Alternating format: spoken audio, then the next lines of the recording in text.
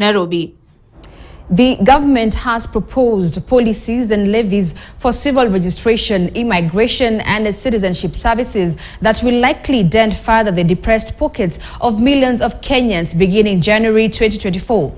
Some of the fees have increased by up to 2,500%, making it difficult to afford these basic services. But how did the government come up with these rates, and what impact will they have on the lives of ordinary Kenyans? KTN's investigative reporter Ode Francis interrogates. On the December 5th, 2023, the Ministry of Interior sent out a memo to all chiefs and assistant chiefs and other administrators, mandating them to urgently consult the public on the new rates of civil registrations of birth and deaths, as well as national identification cards and the passport services.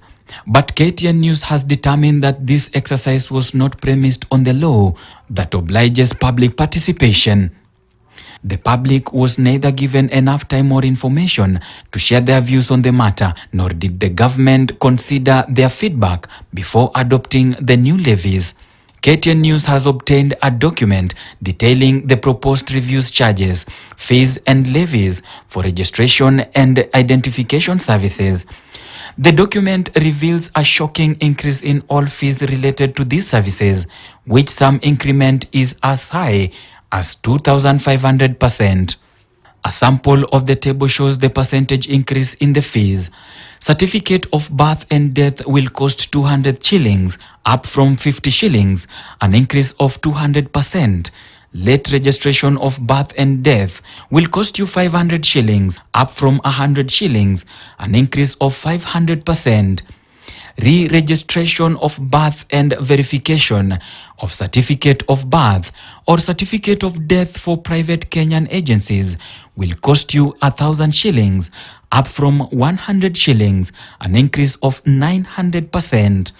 Amendment of a record of birth will cost a Kenyan 1,000 shillings, up from 40 shillings, an increment of 2,400%. To verify or authenticate a government service of Kenya agency, one will have to pay 500 shillings, up from 100 shillings, which is an increment of 400%. Amendment or addition or alteration of name of child of a record birth will cost 1,000 shillings, up from 40 shillings, an increment of 2,400%. To obtain vital statistical reports for private entities, one will have to pay 2,000 shillings, which is currently free of charge.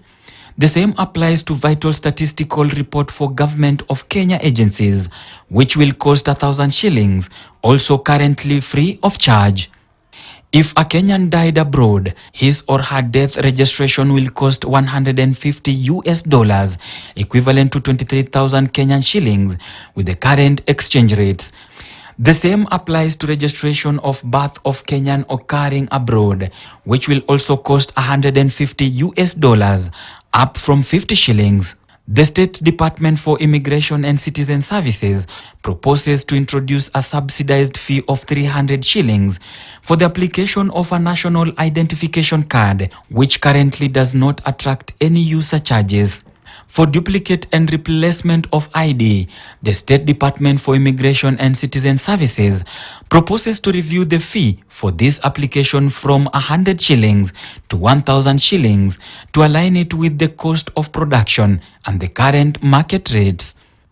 For one to be issued with an identification report, the government proposes to charge 1,000 shillings, up from 300 shillings, an increase of 233%. This fee is chargeable to individuals and private entities, but not government institutions.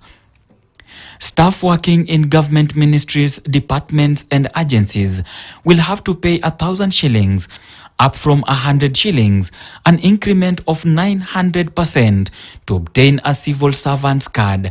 They will also have to pay 1,000 shillings, up from 100 shillings, an increase of 900% to receive staff badges, which previously costed 350 shillings. But how did the government conduct the public participation on these new charges? We went to one of the meetings to find out if the public was adequately consulted and informed. In Kajiado County, Ngai Murunya, Ongata Rongai.